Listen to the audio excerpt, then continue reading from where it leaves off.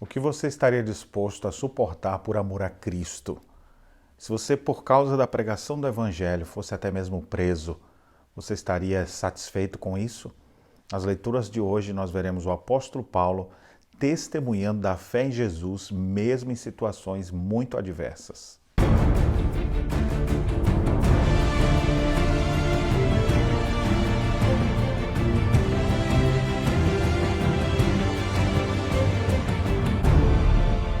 Olá, meus irmãos, graça e paz. Estamos juntos na nossa caminhada bíblica e nesta segunda-feira nós finalizaremos o livro dos Atos dos Apóstolos, lendo os capítulos 26 a 28. Nós temos as narrativas finais do apóstolo Paulo, ele que já estava preso e testemunhou diante de grandes autoridades, agora Paulo discursa diante do rei Agripa. E é interessante que, enquanto ele anunciava a palavra de Deus, Festo o interrompeu, dizendo: Paulo, você está louco, as muitas letras te fazem delirar. E ele dizia então do seu interesse, ele não ficava com raiva do Festo, ele dizia: pelo contrário, digo as palavras da verdade de bom senso, e as coisas que eu falo é para que as pessoas tenham fé em Jesus. Aí ele volta-se para o rei e diz: tu crês nisso, né, rei Agripa? Eu sei que você crê. E é interessante que o rei diz assim: por pouco me persuades a fazer cristão. É como se dissesse assim: Paulo, nós nem começamos a conversar direito, você já quer me converter? Você vê como o apóstolo Paulo não perdia tempo. Ele está preso, mas ele não julga a sua vida como preciosa. O precioso para Paulo é testemunhar de nosso Senhor Jesus Cristo. Quer seja com muito tempo ou com pouco tempo, Paulo estava ali para pregar o evangelho. Ao sair dali, então, no capítulo 27, nós temos que o apóstolo Paulo, preso, foi enviado agora para a Itália, uma vez que ele apelou para César.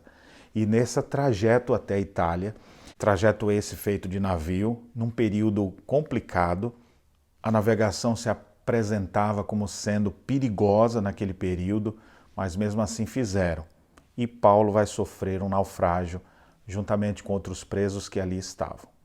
É interessante que o apóstolo Paulo, que estava dentro do navio como prisioneiro, por causa dos temporais, dos ventos contrários que bateram contra aquela embarcação, Paulo agora se coloca como alguém que iria supri-los, orientá-los.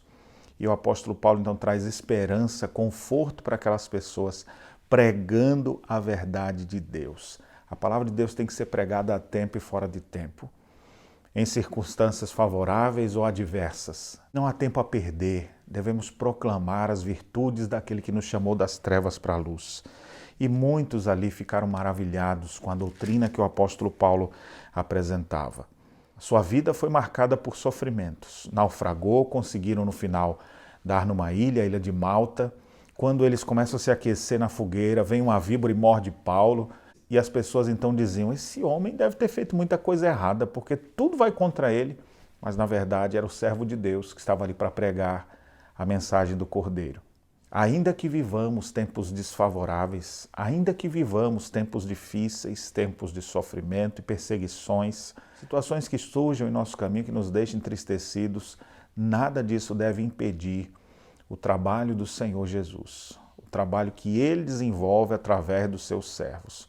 O Espírito de Cristo esteve atuando, nós vimos em todas as páginas do livro de Atos. O Espírito de Cristo atuando na vida dos apóstolos, fazendo com que a igreja avançasse, mesmo em circunstâncias adversas. O livro dos Atos dos Apóstolos mostra o apóstolo Paulo preso, mas apesar dessa situação desfavorável, a Bíblia diz que ele continuava recebendo pessoas em sua casa, ele pregava para pessoas em sua casa, e diz assim: por 2 anos permaneceu Paulo na sua própria casa que alugara.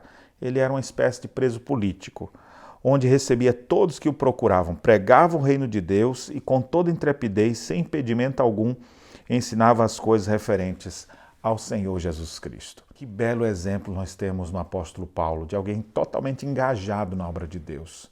Eu fui alcançado pela graça de Deus também. Você foi alcançado por essa graça, porque alguém, algum dia, obedecendo às ordens do Senhor Jesus, pregou o evangelho para você e para mim.